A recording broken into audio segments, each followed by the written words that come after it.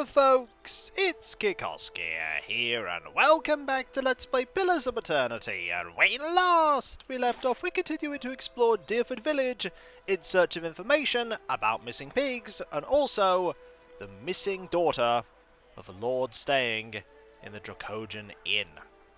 There's also this person that's being highlighted on the map that we're definitely going to have a conversation with, Grieving Mother. But before we do that, I'm going to go check out the other establishments that are highlighted. The first of which is Hendyna's Apothecary. And they're right here. Potions for sale! Potions and... Ow! I'm here. Are you alright? Good day, stranger. A young woman leans against a wagon. One arm and one side of her face are covered in bandages with raw, rippled flesh showing underneath. A minty, tangy scent wafts from her dressing. She smiles painfully. Just ventured into town. I'm about dry on some of my stocks, but you're welcome to have a look-see. How did you get burned? She turns her face to the ground. By the flame. How bad does it look? Just say it. I know you'll tell me straight. It looks like it hurts. She laughs ruefully. That's a mighty soft way of putting it. I've been keeping an eye on a drake's nest east of town, at Deerford Crossing. The beast stayed just long enough to lay a clutch and moved on. Thank the Sky Mother it wasn't a full-grown dragon. She looks at her bandaged arm and grimaces. Fresh eggs are much more useful than the ones that get passed between merchants or left in nests for weeks or more, and that clutch looked to be at its peak. Thought I'd see about getting an egg, but I didn't realize so many of them had already hatched, or the young worms were so territorial. What's so special about these eggs, Hendyna? They're one of the strongest tonics known to Kith. If you leave out Carogolan, of course. I'm not saying anyone should take that. But dragon eggs are known to make Kith bold, purposeful. Some even think they'll protect from Beowix. She shrugs. All I know is everyone's pining after potions made from dragon eggs. But the damn roads. Can't reach none of my suppliers, so I'm stuck with whatever I can scrounge up in the wood. Deer cap, river reed, and the like. I could get an egg for you. She keeps her gaze steady, but you see hope kindling in her eyes and twitching at the corners of her mouth. I sure hope you're not leading me on. I don't think I could stand getting burned again. She bites her lip. If you really mean to go after it, I'll certainly pay you. Just remember, big as they are, dragon eggs are fragile. There's a lot more I can do with a whole one. Well met, friend. She adjusts one of her bandages. Anything else I can do for you? I've got some handy ointments if you're braving the roads anytime soon. What's wrong with the roads? A noise of disgust rattles from her throat. Brigands, looters, you name it. The gods may be hollowing out our babies, but it's grown folk that's rubbing out the rest of us. People are scrambling to Defiance Bay because they hear there's healthy births there. And all those refugees and abandoned homes attract desperate sorts like flies on dog crap. We have seen a lot of banditry out and about. That checks out. I'm also looking for a missing noblewoman. Oh, that lord's daughter? She was a new shade of green when I saw her the other morning. Chatting with Tigral she was just outside his shop. She points at the crumbling tower. Lord Harron said she was ill from travel. That weren't no road sickness, trust me. I know it when I see it. So what's wrong with her? She tugs at a bandage. No offence, but I hardly know you. I'm not one for gossip, and I certainly don't want to cause the poor girl any trouble. I think, however, I'm starting to read between the lines. Thanks for the information. Gods keep you. She adjusts one of the bandages again. Anything else I can do for you? I might as well have a look at your wares. She steps aside. Sure thing. The shelves of her cart contain jars, vials, and bundled paper packets. Ooh, we have reagents here. Ooh, that's really useful to know. But none of this is something I especially want. But we did get a quest. I'm here. And with that in mind, I want to check our stash. Because we have one rope and grappling hook. We have two rope and grappling hook. We have 3 rope and grappling hook. Because if the game's telling me the dragon eggs are fragile, we're going to need to be able to secure it. And my gut tells me that rope and grappling is what I'll require. And we did get a little bit of progress in the Blood Legacy quest. Let us save. And Yes? we will head over here. Ooh, there's an odor that could sear the memories from your skull. I presume you're referring to the curriere. Let's go in and have a conversation. I can't find it anywhere. We'll talk about this later. Get back to the dyes. I'll take care of our customers.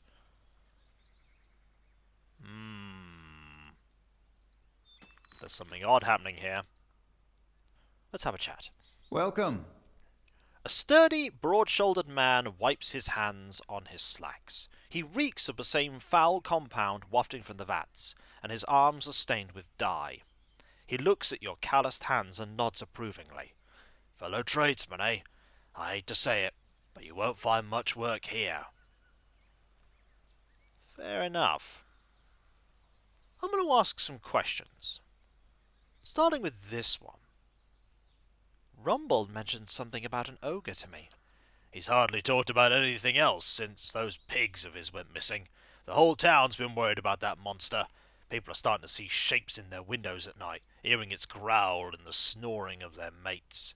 It would put a lot of minds at ease if someone got rid of it. I still think it's not the ogre doing all this. He scrapes at red pigment under his fingernails.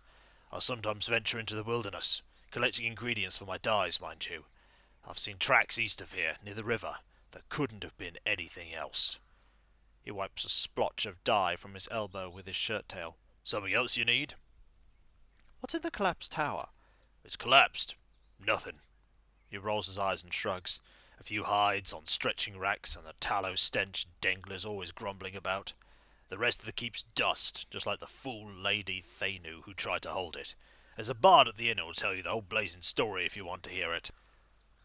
So you wouldn't mind if I check that out? I'm not going to do so right away, but I'm going to keep that in mind. What can you tell me about Aelis Harand? He shrugs. Only that her father's men have been banging down doors and stirring up trouble looking for her. I never met her myself. Hendyna said you two have met. He folds his arms, the smell of tallow and animal dung wafting off of him. Did she now? And what else did she say? She saw the two of you talking. What was it about? Her father's dragged her out here to get hitched to some backwoods noble. She wanted an escape, all right, and I was happy to give it to her. She snuck across the river a few nights ago for some private time. Coming to find out, we weren't exactly alone. An ogre, taller than Winford's tail, sprung out the forest, and we were so lost in the heat of the moment, we didn't notice it until it was upon us. It grabbed Aelis and disappeared into the night before I could even pull my britches up. Don't take this the wrong way, but this shop smells like an outhouse. Am I ready to believe the Lord's daughter snuck into the woods with you? All in here. Tigril's hand drops to his axe. Watch it. That's the first time I've heard an Orlan complain about anyone's smell. Just tell me what really happened. I don't repeat myself. Not to you, and not to some noble's toadies either. He wipes his dye-stained hands on his trousers and turns back to his work. There's something going on here, and I'm going to talk to you to try and find it out. I'm not one for chit-chat, Orlan. Speak to Tigril if you've got questions. I'd be glad to. Yep, you're lying. And I'm going to find that out for sure when I meet that ogre. Because I bet that ogre's going to have a different story. But first... Absolutely. It's time to go and speak to the person marked on the map. You? Grieving Mother. The woman looks briefly through you, as if she doesn't know you're there. We appear to have caught an NPC in a glitch, and now they are no longer caught in a glitch. So, we will save, and I'm going to have a conversation with her. This middle-aged peasant woman is dressed in a brown leather cloth, draped down to her knees. Her hands are working at separating stringy, colourless vegetables in a pile before her, stripping the heads off the long fibrous stems with a paring knife. She discards the stems one by one, placing the heads of the vegetables into a small cradle-like basket in front of her. She doesn't greet you as you approach. You're not sure she even knows you're there. Excuse me? The woman doesn't respond. She keeps stripping the heads from the vegetables with a steady rhythm. She may be deaf. There's no indication she heard you. It is time to study the woman. At first glance, she seems nothing more than a middle-aged woman, unremarkable, maybe less stern than most, who seem more focused on the weaving in her lap than her surroundings. Yet you suddenly notice she's not stripping the vegetables before her any longer. She's weaving, and the vegetable pots are now missing. She still pays you no mind, her brown locks torn and sagged from lack of washing, like many of the townsfolk you've seen. There's a strange blur to her. Even the motions of her hands seem to be playing with threads that lack colour, in a shape that lacks interest. It may be that she is half-minded, or deaf, but something feels wrong. As you watch, her knitting takes on an odd cadence, and you have a terrible suspicion that something lurks beneath what your eyes are showing you. It is time to focus on her. Her brown hair is long, almost impossibly to the length of her hands. As you follow the streams of her locks downwards, the hairs become long and black, splitting off into threads of black and silver, and wrapping around her hands. She is forming a soul cradle with the threads, braiding a net in front of you, each finger long and sharp like a series of knitting needles. Almost hypnotic. The silver and black strands of her hair weave together, with silver predominating as a highlight, the black shadowing it. And suddenly, you are calm. You are on a plateau, almost the height of a tower, several stories high. The plateau is like a table lying beneath a clear sky, and beneath the plateau, surrounding it in all directions, a forest, hazy with mist, although whether it is actual mist, or distance, or a recollection. Resting in the curve of a natural arch above you is a great copper bell, half again the size of a man, hanging at attention, as if looking down on you and the event unfolding before you. The plateau has soaked in the sun, and the rock beneath you is rough and warm. The sky forms a cradle around you. You feel different, not disembodied, but you feel your body, your physical contours have changed along with your surroundings. And you hear a soft series of chimes, like wind chimes.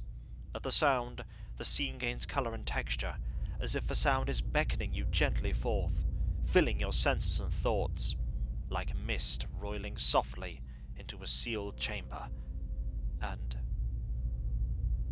the chime coaxes you deeper into the memory, and you're certain it is a memory, a warm one. You are on the stone of the plateau, your knees on the warm texture of the ground, silver, white, shimmering like Ardra. The plateau is formed of it, glistening in the sun. You can feel the heat on your skin, your wrists, and your hands. Your hands are in motion. Weaving, not thread, but gathering, tenderly moving along the first movements of Berath's wheel. Your hands are wet. Your hands are upon the flesh of a newborn child, and you could feel the crowning of a tiny head, turning in your grip, its head slick, wet from the womb. The hands you are wearing, inhabiting, have done this many times, and they are practiced and confident. You could feel distant pains in your own head as the head emerges, a stream of fluid from the womb helping the newborn slide forth, and a woman's laboured breath crying out. As your hands move, you hear the sound of chimes, clear, cutting through the haze of memory, and you cannot see where they are coming from, but they are close, and they are meant as a comfort, of that you are certain. Draw the child forth, and coaxed by your hands, every movement causing the chimes to sound again. Almost eagerly the child comes forth, and as it does, your hands are in motion, weaving, moving along the length of a soft, wet rope. No, an umbilical cord from the legs of a naked woman before you. You are holding a small child, still wet from the womb before you. The child cries out, its cry full of life, full of soul, the ringing of chimes echoing in its thoughts, filling it with its welcome. The soul is blurred at the edges, as if you are viewing a soul from within a soul, but it is there, it is alive. The woman before you is weeping, and at her first cry, her hands reach out for it. Surrender a child. You surrender a child to her, something you have done many times before, and as your hands move, the chimes echo the movement, and you realize the chimes are hanging from cords on your wrists, and where once they echoed in the memory, they are now echoing in the child's mind as well. The chimes are intended to welcome the child, to be its first gentle greeting into the world, a soothing sound guided by the tender motions of your wrists. You are helping to weave its thoughts, its perception, and the experience. The experience. The woman laughs with a ragged joy, laughing from a parched throat. Her emotions seem soothed, but the physical demands of labor have left her exhausted. But the child is here. The child is safe. And all atop the plateau is peaceful, calm, distant, flattening out as the memory persists. Slowly pull back, retreat from the memory. With effort, the scene bleeds of colour, and your mind becomes your own again. There is no pull, no anchor, yet the sound of the chimes remains. As they existed in the memory, they sound here as well, and they are hanging from woven braids on the wrists of the woman before you. Even as your head is spinning from the touch of her mind, the sound of the chimes on her wrist is sharp and clear, as if coaxing you back to the real world. The woman sits still before you, but she is nothing like what you first saw. She is wearing black, shredded garments that drape over her form like streamers. Her hair is streaks of black and run through with silver. Her age is almost impossible to tell. She simply feels old, like a crumbled watchtower. As she lifts her head to face you, you see that her hair is draped across the front of her face like a veil. What you first saw of her was a mental glamour of some sort, unconscious, and you realize what you see is not what the world sees, and you are perhaps the first to see her true self. Still, you don't sense a threat in the realization. If anything, you feel a sense of relief from the figure. You can hear her thoughts, and she is glad to at last be seen. Who are you? I am seen, but the eyes of others do not remember. You were the first to see me as I am, the call stripped aside. There is a light touch on your mind, a caress, and her left hand mirrors the motion of a touch, reaching up to the air between you. You feel the chime on her wrist sound, softly. Her hand moves as if pantomiming, resting on your cheek at a distance, and she speaks softly and slowly. Your memories. A cadence of wheels on a caravan track. Fever. Questions by running water. Violence in a night's campfire. Arrows in the dark. And fleeing. Falling rock and cracking stone. And a storm. The storm. I really like this character so far. The storm that brushed you. Did its screaming wake you from your mind's cradle? Your memory of it is painful. Its cry is difficult to ignore. It's like a child. Many children crying out. I encountered a Beowulf, yes, and it did something to me. Her hand withdraws shyly, the chime sounding softly once again. The woman stands, uncertainly, as if she has been sitting for some time, or is too weak to bear her own weight. You notice her cheekbones are tight, her face gaunt. Yet while her stance is weak, she seems determined to stand before you. You are able to see me. It is almost a question. You suddenly realize she doesn't seem to know what you saw when you looked at her, the image on the plateau, yet the image was so clear, so sharp.